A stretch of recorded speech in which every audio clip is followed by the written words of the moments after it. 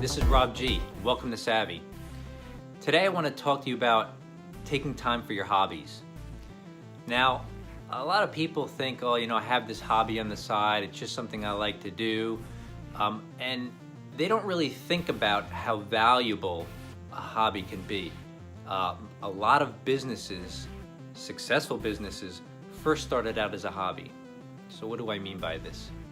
Well, these days, I read a statistic not too long ago, and it said that these days, it's the average 20-something millennial is going to have 5 to 7 careers in their lifetime. Not jobs, careers. Now, back when I was coming up in my 20s, you probably only had 2 to 3 jobs in your lifetime, and then you retired and that was it. But not so anymore. So if you're having 5 to 7 careers, how do you know what they're going to be? How do you plan for that? How do you decide what your next career is going to be after, say, 5 to 10 years of doing what you're doing? Well, here's one way. Look at your hobbies. Like I said, a lot of successful businesses first started out as hobbies. So whatever you're doing now for work and whatever you've been educated in, I know you're doing something on the side. If you're a graphic designer, maybe you're interested in photography and you're not very good at it. This is my story, by the way. I'm not really good at photography and I would like to be. So I'm looking into it more in a ways to better serve my clients, but because I do like taking good pictures. I'm not a massive picture taker. Like some people take pictures of their life and everything, and that's great.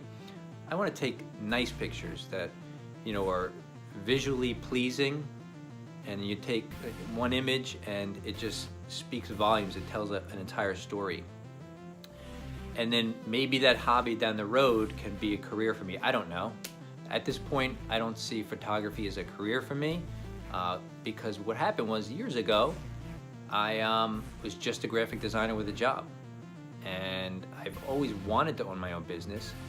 And not that owning a business would be a hobby, but some of the things that I did on the side were kind of a hobby for me. And some of it was studying brands and what makes people do what they do and buy the way they buy and think the way they think. And I would read a lot about that kind of stuff and really had not a place to apply it.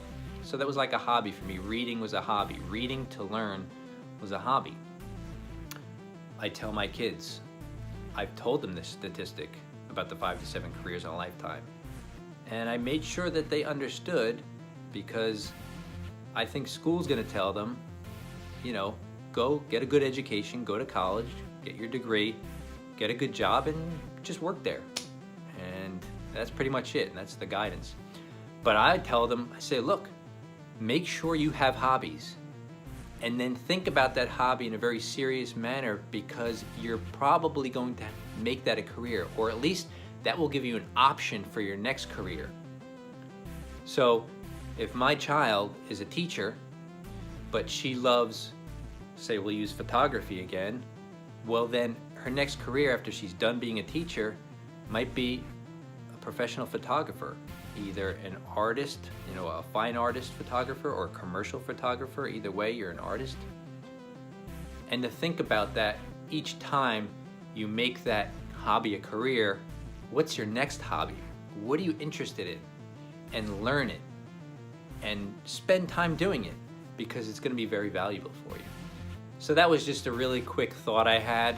Although it's a quick thought, but I think it's a very valuable thought, because what we talk about here at Savvy is long-term goals and life on your terms.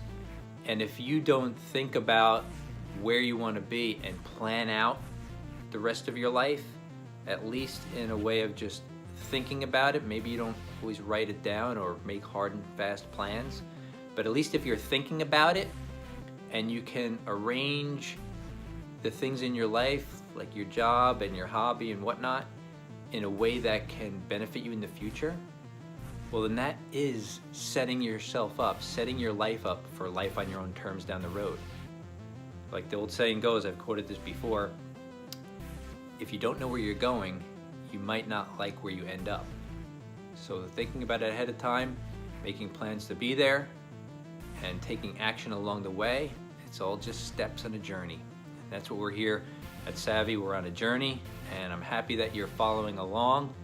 You know, I invite you to put comments below on some topics of other videos you may want me to cover on design or branding or business ownership. Please subscribe. I'll be putting these videos out on a regular basis. Every week there's a brand new video, so I can give you regular valuable insights, and hopefully it helps. So I'm Rob G. Remember, always be learning, always stay savvy. Thanks for watching.